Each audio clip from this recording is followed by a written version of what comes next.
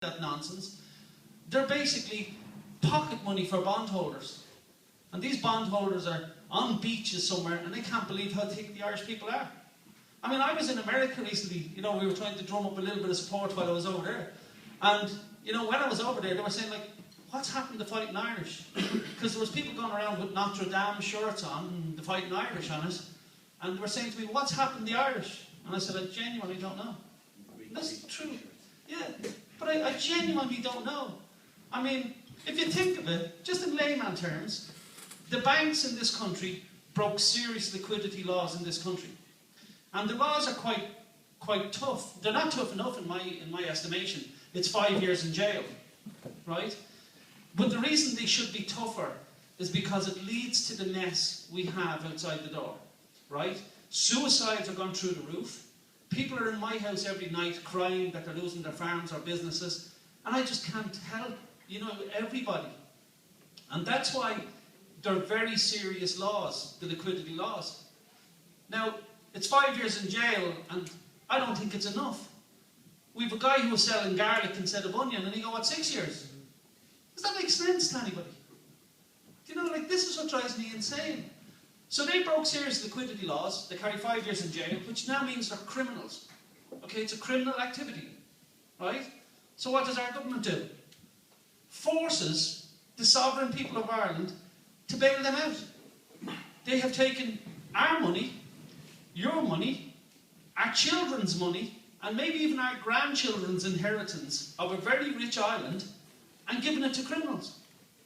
And then anybody else who has invested in these banks and knew there were criminal activities going on, our government has said, listen, don't worry about it, I'll get the Muppets to bail you out as well.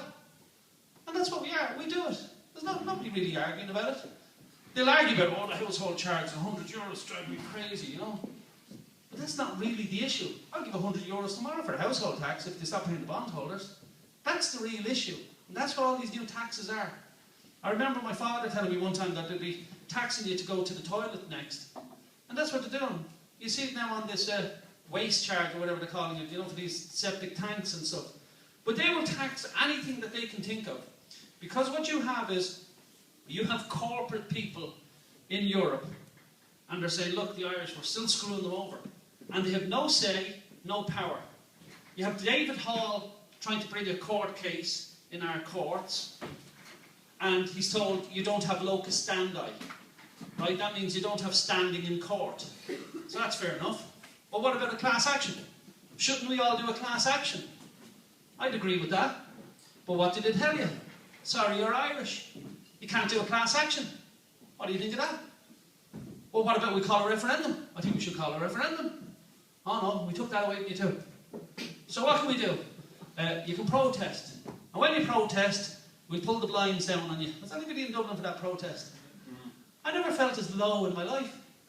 And it was on that day I think I had a realisation that I never felt as much as a peasant as I did that day. Because there was thousands of us on the street protesting.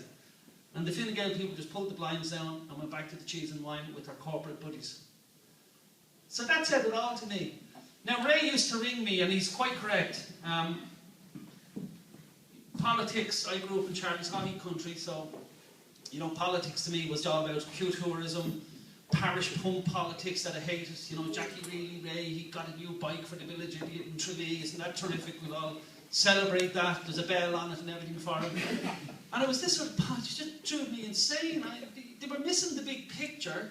You know, Ireland was getting screwed completely from its assets, from its oil, its gas, its fishing, you know, Tara mines. They barely pay tax in Tara mines. 2 trainloads of zinc coming out of it every day.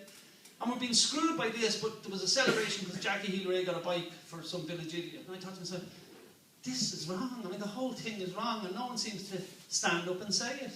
RTE clamped down. You can't have anything on RTE.